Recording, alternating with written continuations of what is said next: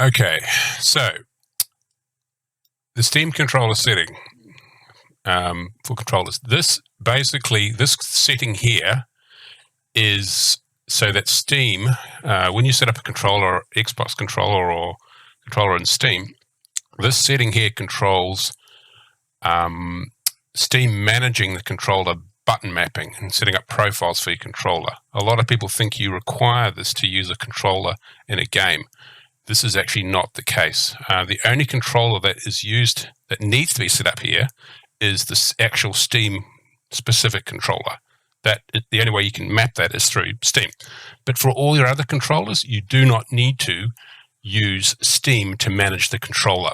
In fact, all my games, I use Steam with the controller disabled purely because I want the game to do all the button management and bindings on my controller. I don't want Steam to do any of that. So as you can see, looking at Elden Ring here, I have the Steam input disabled, and that just basically takes Steam out of the equation, Steam interfering with my controller. In Steam, you have to go into the settings, you have to go into controller, and to change any of the controller settings in Steam, you have to be in big picture mode. But if you go into the settings here under controller and you click on controller settings, it actually does that for you. It automatically swaps to big picture mode. And as you can see, I have none of those options checked. I do not have Xbox configuration support checked. I have an Xbox One wireless controller. And you can see quite clearly I don't use Steam at all for managing that. And it works perfectly fine in Elden Ring or any other game, basically. If you want to use Steam to manage your controller and change button mappings and whatnot, you can do that, but it shouldn't have any major impact on any game, apart from using Steam to do all your button mappings and whatnot. It can override stuff that's in the game, button mappings in the game. For simplicity's sake and for testing purposes, I recommend you just don't let Steam do any of that, and then you can eliminate Steam messing with stuff in your game. So let's show Elden Ring now working with that setting set up with the disable. And if you go into Windows, by the way, if I go into devices and printers, my menu looks different because I'm using a menu overlay. You can see my game controllers and things in here. Now, if I turn the Xbox controller on, it's a wireless device. It'll activate here in a sec. Okay, now if I go into the game controller settings, I have set it up in Windows so that all my other devices are not showing. I've got quite a number of joysticks and gamepads and different things connected to my computer, driving wheels and things. But for some games, they interfere and they cause problems with the game detecting the controller you want to use.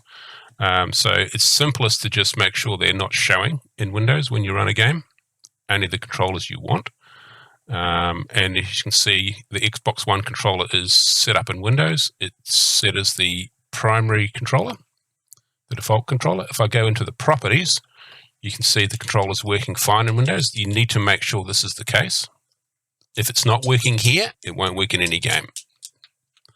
So it has to be working in Windows. So just make sure it's working and check it out here. Make sure all the buttons and everything does what it needs to do. All right, if I close that now, if I go into Elden Ring and play Elden Ring, I had problems with Elden Ring. It wasn't working until I made sure that my controller definitely did not work in Elden Ring, and I had to go in and tell it to tell Windows to make it the only controller. Quickly before I go into Elden Ring, I'll show you a program I'm using called Hidhide, and this program's quite a cool piece of software. You can actually use it to manage devices on your computer. So this here tells it what devices it's going to manage. At the moment, it's not looking at it's ignoring the Xbox One controller, but it's managing all my other devices I've got connected. And if I do this, it'll actually disable those devices and they won't show in Windows or any program unless I go into the application and specify the application that can see the controllers. In here, you can actually bypass it and say, I want these programs to actually be able to see all the controllers. So if I go into one of those programs, they can actually see all the controllers. Now, if I go into this one here, Device Analyzer, I'll show you an example of that. See how it can see all the controllers that I've got on a computer at the moment, all the ones I've got active, but Windows can't, as I showed you before. And that just stops other devices playing up with other games, because some games don't like it when you've got more than one device connected. They get confused as to what device is what, and they start, and it just messes things up. So it's best to just turn off every device that you don't want the game to see, and just have the one that you want when you're playing a game, and then you won't have any problems with other devices causing conflicts. Now, if I go into Elden Ring, and you can see from this start screen, you'll be able to see that what DirectX version it's running. This is the Easy Cheat software. You can see that showing as DirectX 9 in the top there. You can see that this program I've got running on the screen here, this overlay, is showing it's running DirectX 9, the Easy Cheat. But once Elden Ring starts up,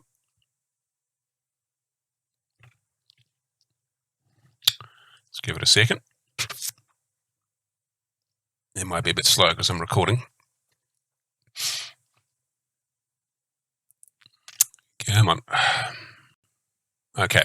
Now, if you look up the top here, you can see that Elden Ring is running DirectX 12.